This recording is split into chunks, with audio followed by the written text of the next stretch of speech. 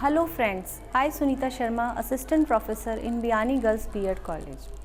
Welcome you all on behalf of Guru KPU. Today I discuss the topic is Erikson's development theory. Erikson ने अपने विकास का सिद्धांत 1963 में प्रतिपादित किया था। उन्होंने अपने इस विकास के सिद्धांत को अनेक मनोसामाजिक आधारों पर बांटा है। एरिक्सन के अपने विकास के सिद्धांत में ईगो को सबसे महत्वपूर्ण स्थान दिया है। ईड और सुपर ईगो को उन्होंने न के बराबर स्थान दिया है। एरिक्सन ने अपने सिद्धांत फ्रायड के सिद्धांत को निरंतरता प्रदान की है, इसलिए एरिक्सन का जो सिद्धांत है वो फ्रायड के सिद्धांत के समान होते हुए भी उससे भिन्न प्रकार का है।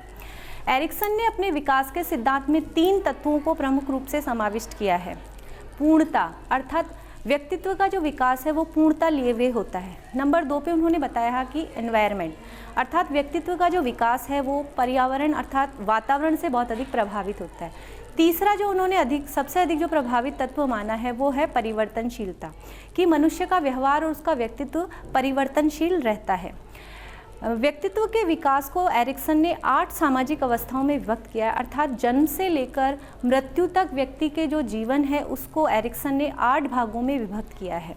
उन 8 भागों के आधार पर उन्होंने इस स्टेज के आधार पर ये माना है कि किस प्रकार से जो व्यक्ति है उसका विकास हो रहा है, और उसको उन्होंने 2 प्रमुख प्रकारों में विभक्त किया है, बायोलॉजिकल मैच्योरिटी और सोशल डिमांड।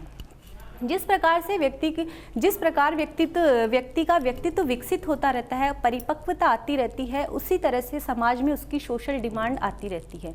जब उसकी सोशल डिमांड और उसकी मैच्योरिटी के बीच में कॉन्फ्लिक्ट उत्पन्न होता है, अर्थात टकराव उत्पन्न होता है, इस टकराव के मध्य जब उसकी सोशल डिमांड पूरी हो जाती है तो उसमें सकारात्मकता आ जाती है और उसका बहुत अच्छा डेवलपमेंट होता है।